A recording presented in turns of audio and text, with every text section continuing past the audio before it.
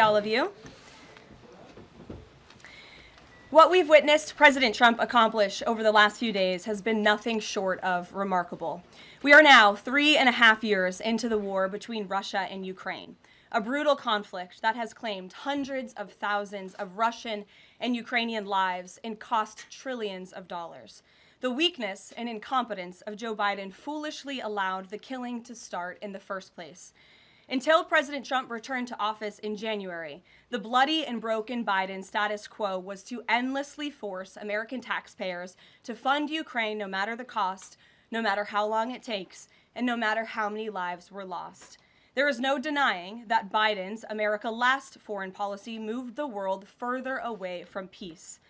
President Trump rejected that failed approach and instead, over the last 7 months, has relentlessly pursued peace throughout his second term. And thanks to President Trump's efforts, we finally have movement after years of deadly gridlock. On Friday, as you all know, many of you were there, President Trump hosted Russian President Vladimir Putin in Anchorage, Alaska, for a bilateral meeting. This was the first time President Putin has been to the United States since 2015, and the first time he has met with an American president in years. President Putin publicly confirmed what President Trump has said all along. The war between Russia and Ukraine never would have started in the first place if President Trump were in office. This was always obvious to any person with a shred of common sense. Just look at what took place during the last 4 administrations. Under George W. Bush, Russia invaded Georgia. Under Barack Obama, Russia took Crimea. Under Joe Biden, Russia invaded Ukraine. But under President Trump, Russia did not invade nor take anything. President Trump is the only president this century, Republican or Democrat, who has held Russia in check and ensured peace in Europe.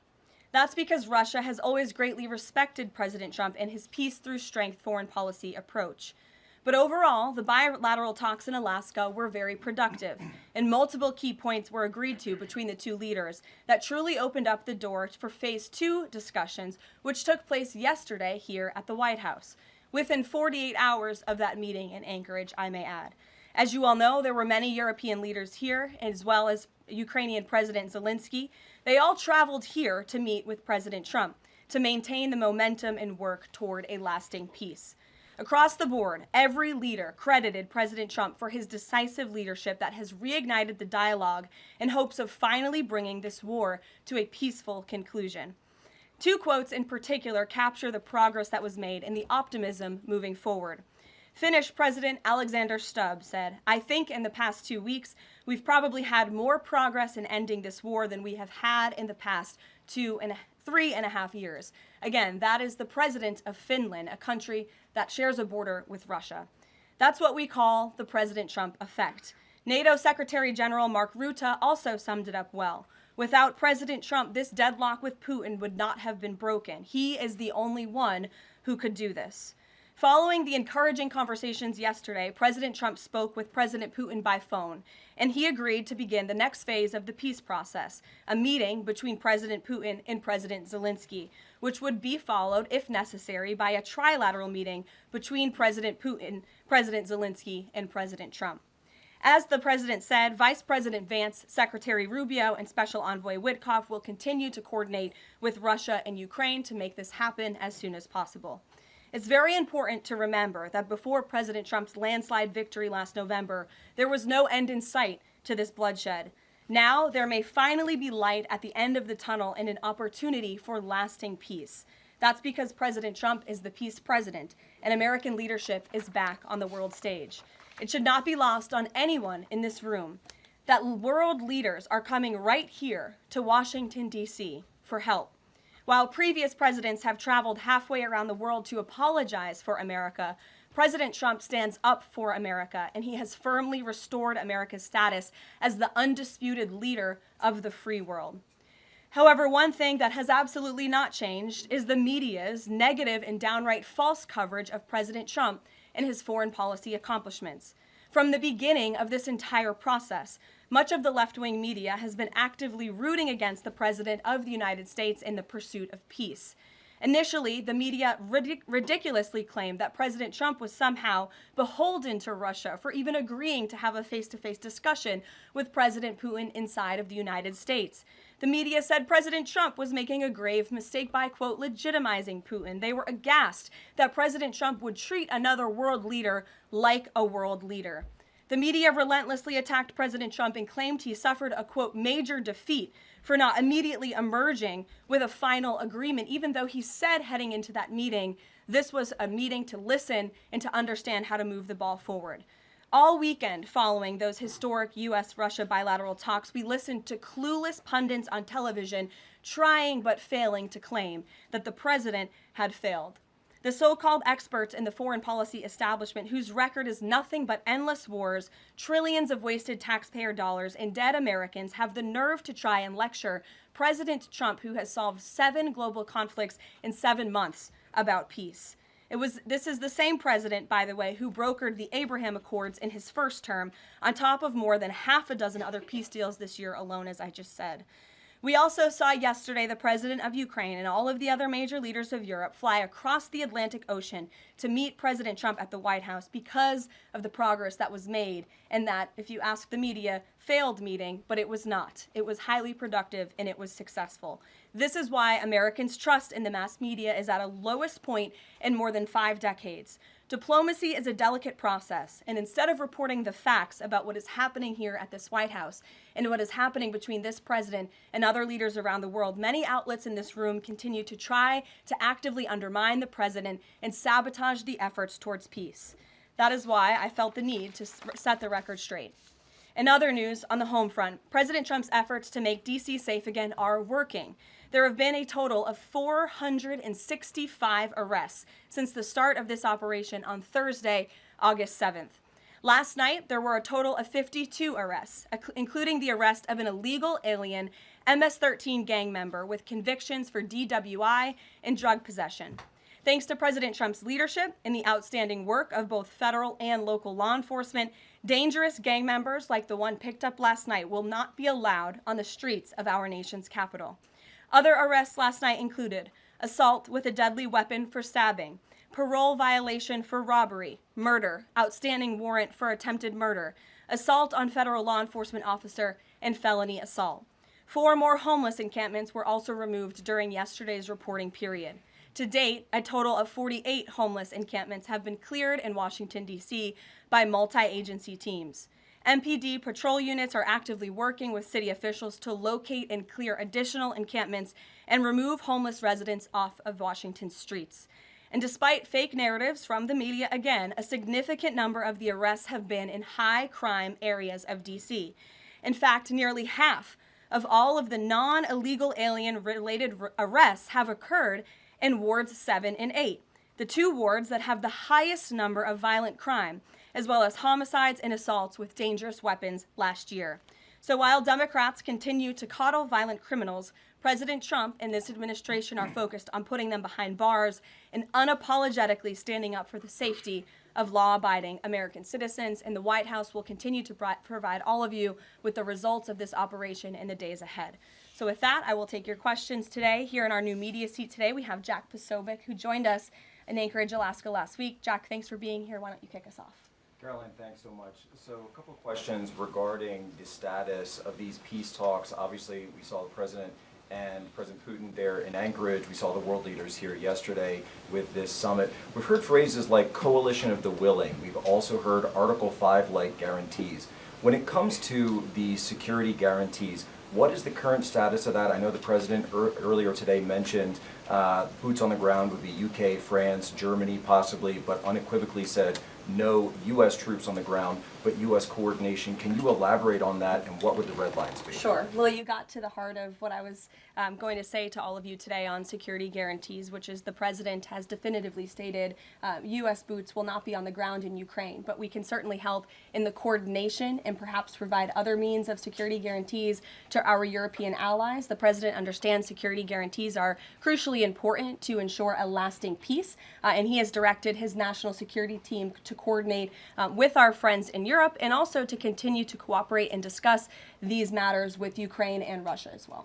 Karoline, now, have the Russians responded at all? I know we spoke with President Putin last night. What has been their response? Because we've heard some reports from the Kremlin and others saying they're unequivocally against NATO troops on the ground. Well, look, the president continues to have these conversations with both leaders. Those conversations took place in Anchorage, Alaska, again yesterday with the Europeans and President Zelenskyy, and he has directed his team to come up with a framework for these security guarantees that can be acceptable to help ensure a lasting peace and end this war. And then just last question real quick on this. Regarding some of the funding, we're hearing questions about another round of weapon sales or possibly a round of U.S. purchases of Ukrainian drones. Will that money be funded by the U.S. taxpayers? Are we finally going to see an end to the U.S. taxpayer-funded, seemingly endless mandate for these foreign wars? Well, the president is very sensitive to the needs of the American taxpayer, and immediately upon entering office back in January, he made it very clear that we're not going to continue writing blank checks to fund a war very far away, which is why he came up with the very creative solution to have NATO purchase American weaponry because it is the best in the world, and then to backfill the needs of the Ukrainian army and the Ukrainian people and their military. So that's the solution the president has came up with. We'll continue to see that forward. As for any additional sales, I'll have to defer you to the Department of Defense. Thanks so much. Thanks, Jack. Kelly. What has President Trump learned that tells him that Vladimir Putin would be willing to make a deal for him, for President Trump?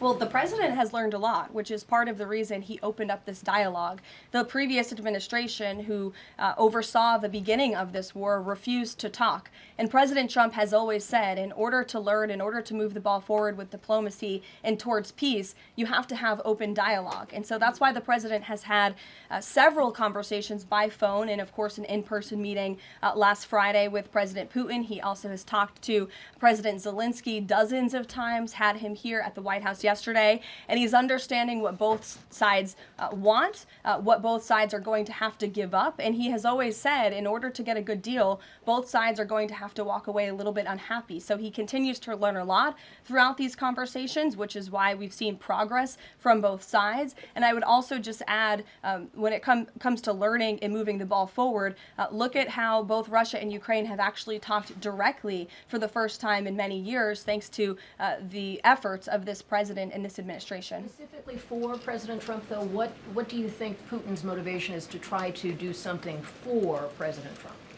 as opposed to just resolving the conflict? I think, as I just spoke to in my opening remarks, Kelly, Russia and all countries around this world actually respect the United States again, and the president is using the might of American strength to demand that respect from our allies, our friends, our adversaries all around the world. And we've seen that not just lead to progress with Russia and Ukraine, but also we've seen it in the closing of 7 global conflicts around the world as well.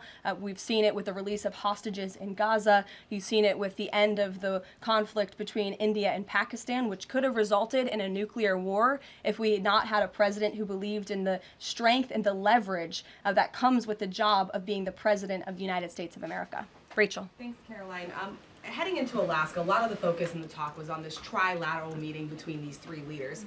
Can you explain how this went from a trilateral meeting involving President Trump to now the focus being on this bilateral meeting without the president first? Well, look, the president has spoken to both leaders about this, and both leaders have expressed a willingness to sit down with each other. And so our national security team will help both countries do that. Ultimately, the president has always said that there are areas of disagreement in this war that will have to be discussed and decided upon by these 2 countries. And so he wants these 2 countries to engage in direct diplomacy. He's said that from the very beginning, which is why he's agreeable to the idea of having President Zelenskyy and President Putin get together. And I understand accommodations for that meeting are underway. As soon as we hear more details, we'll be sure to let all of you know. And just a quick follow-up. We know as of right now there is no ceasefire in place. We've seen Russia continue its attacks on Ukraine. What indications is the president getting from Putin that he wants to have this meeting with Zelenskyy soon?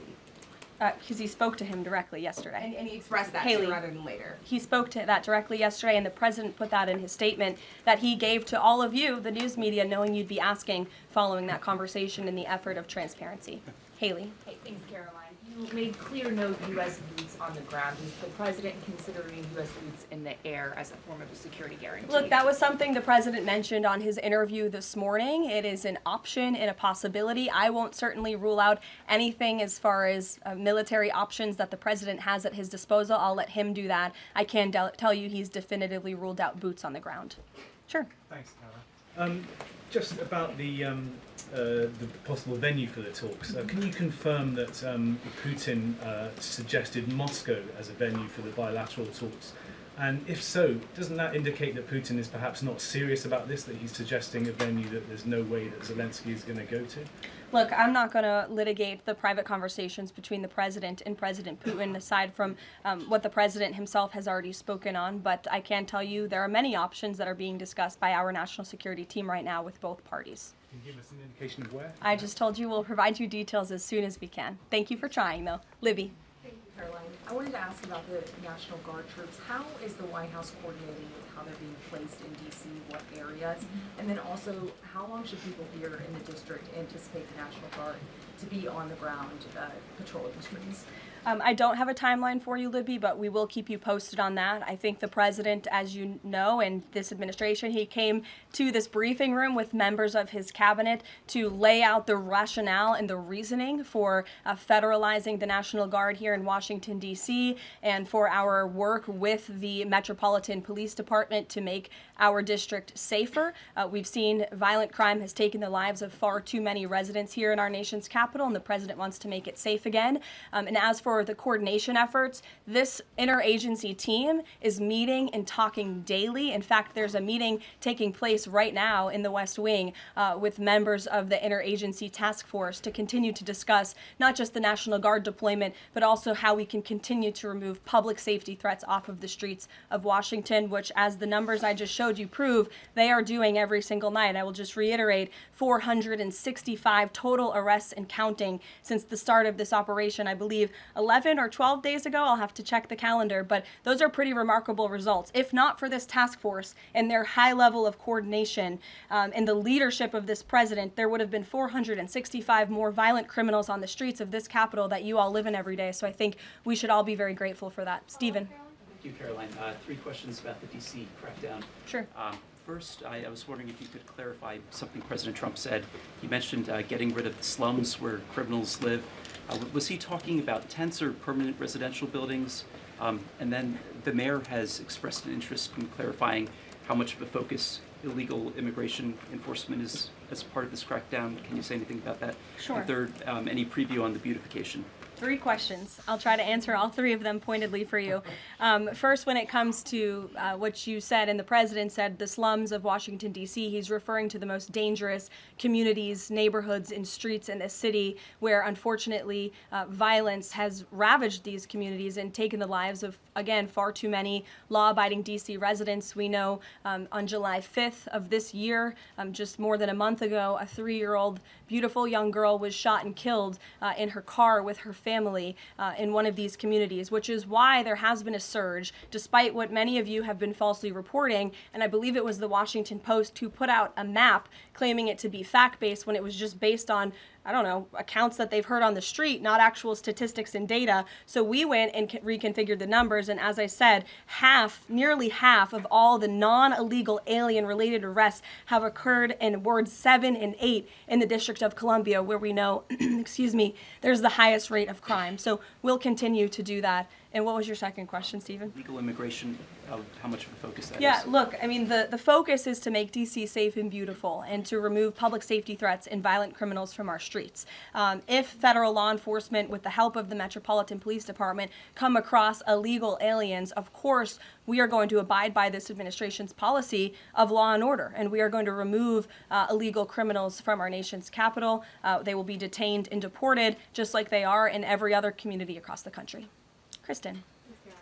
First question is, whose idea was it to change the next steps from a trilateral to a bilateral meeting? It was an idea that evolved in the course of the president's conversations with both President Putin, President Zelenskyy, and the European leaders yesterday. And as you saw, Kristen, with all of those European leaders leaving the White House, including the NATO Secretary General, they all agreed that this is a great first step. And it's a good thing that these two leaders are going to be sitting down together, and the president expects that to happen. And how long is Trump willing to wait and operate in good faith for Putin to actually arrange a meeting before he intervenes? Look, the president has put tremendous public pressure to bring this war to a close. He's taken actions, as you've seen, sanctions on India and other actions as well.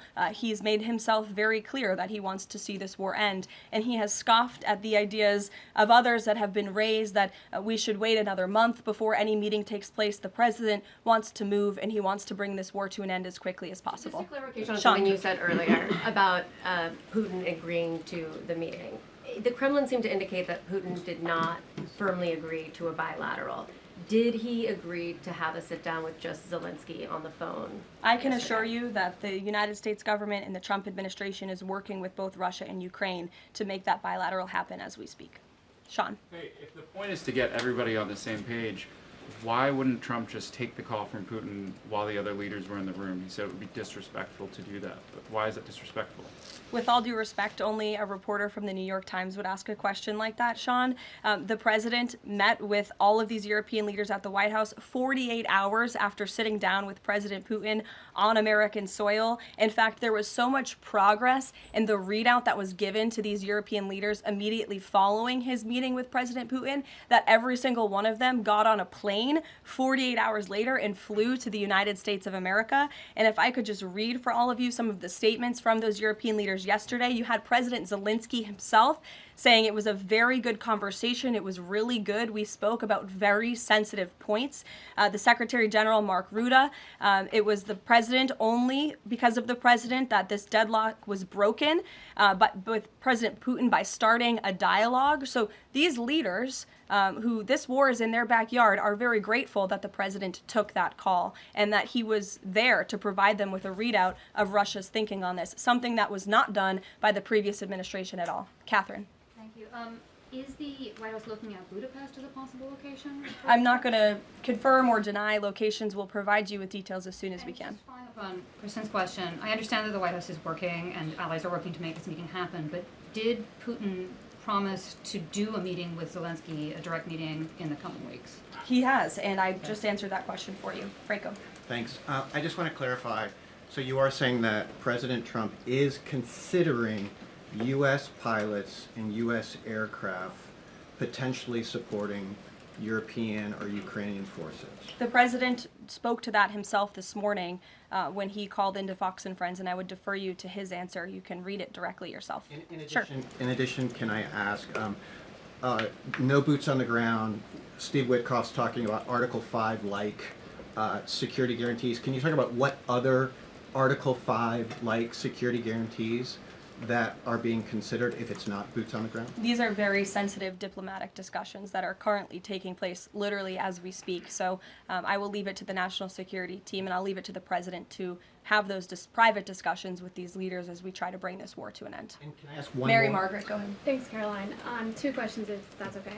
So on these meetings, I know you said that the trilateral will take place if necessary. Do you think that we might not need the trilateral and that Zelenskyy and Putin might come to this conclusion on their own? And then as a follow-up, I know the president said on Fox News this morning that he's partially seeking peace in order to get to heaven. Was he joking, or is there spiritual motivation behind his peace deals here? I think the president was serious. I think the president wants to get to heaven, as I hope we all do in this room as well. Annie. Thanks, Caroline. I'm just shifting gears to the Department of Justice for a minute. Can you walk us through why another deputy FBI director was named? Does Trump have any displeasure with how the FBI has been being run to date?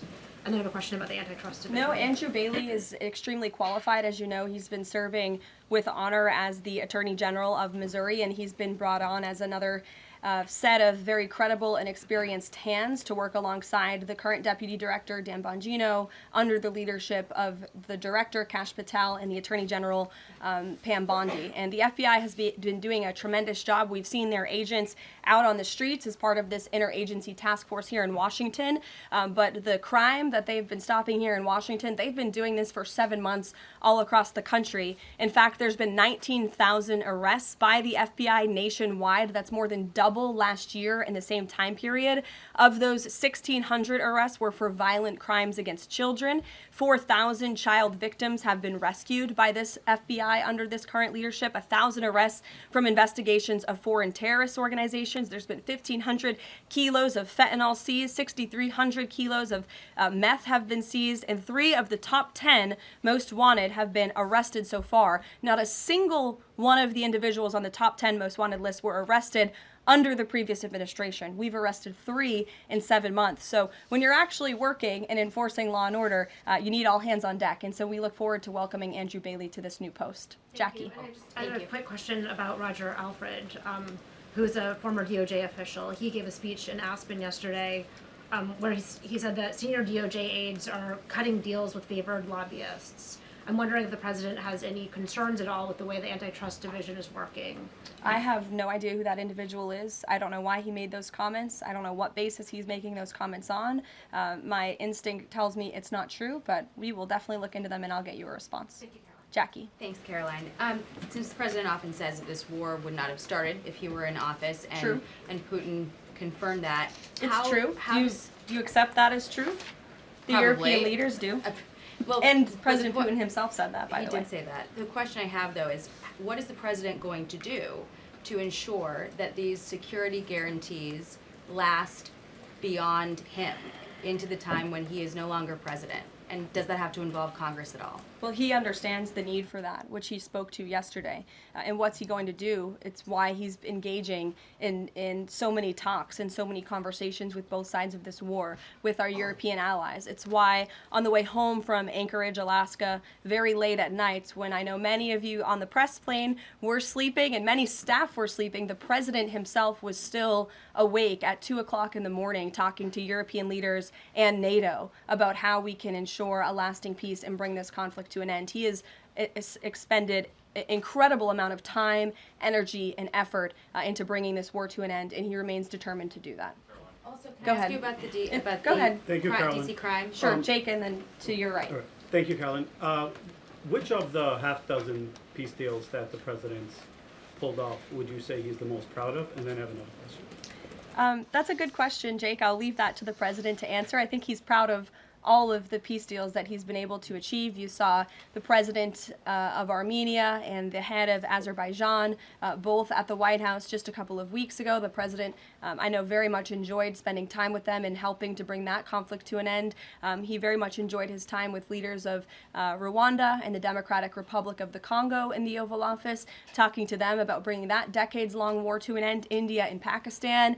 He used trade in a very powerful way as leverage to bring that conflict to an end. So I know he's very proud of all of these achievements, and I know he's very honored to serve as the President of the United States and to restore peace around this world. Go ahead. So you mentioned Armenia and Azerbaijan. That's a conflict that, I spent time in the Southern Caucasus covering that. And, a conflict of over 30 years, and he resolved it in just a couple of months. Mm-hmm. Are there other conflicts that the president's working on right now that are off the radar screen that we should be tracking?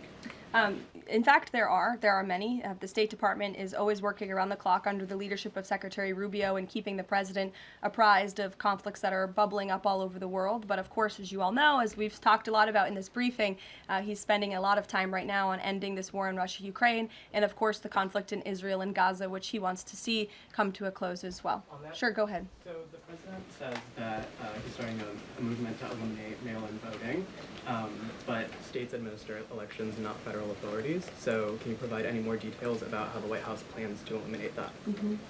The White House continues to work on this, and when Congress comes back to Washington, I'm sure there will be many discussions with our friends on Capitol Hill and also our friends in state legislatures across the country to ensure that we're protecting the integrity of the vote for the American people. And I think Republicans generally, and the president generally, wants to make it easier for Americans to vote and harder for people to cheat in our elections. And it's quite mind-boggling that the Democrat Party could stand in opposition to common sense. He wants to ensure election integrity. There were great efforts that were made in 2024. I won't get ahead of myself for Hatch Act reasons to get ahead for the next election, but I can assure you this is a priority for the president. Go ahead. If I could just follow up on your comments about Gaza. Sure. There was a ceasefire proposal put forward by both Qatar and Egypt. Hamas accepted it on Monday. Israel has yet to officially weigh in. I'm wondering if the U.S. was at all involved in it, if it's supportive of it, and whether or not the president believes Israel should accept it. I don't think it's a coincidence that Hamas accepted this proposal after the President of the United States posted a very strong statement about this conflict on Truth Social yesterday. I would refer you back to that statement. As for this proposal that Hamas has now accepted, the United States continues to discuss it, and I'll let the President weigh in on it definitively. You're welcome. Sure. Caroline, can you describe the president's perspective on taking a stake in Intel in exchange for federal grants? And is this are we expecting to see the White House make similar arrangements with other semiconductor companies and manufacturing companies? Well, the president, he's been very clear about the need to reshore manufacturing that's critical to our national and economic security. That is especially in regards to chips and semiconductors, which is why the president has initiated the Commerce Department to conduct a study on semiconductors, a Section 232 investigation, so we can ultimately implement tariffs. And it's why our export license requirements remain in place as well. As for this 10% government stake deal, the Department of Commerce continues to work on it. I know Secretary Lutnick is working on it and ironing out the details, but the president wants to put America's needs first, both from a national security and economic perspective. And it's a creative idea that has never been done before to ensure that we're both reshoring these critical supply chains while also gaining something of it for the American taxpayer. You're welcome. Emily. Thanks, Caroline. I wanted to ask about the 3 U.S. warships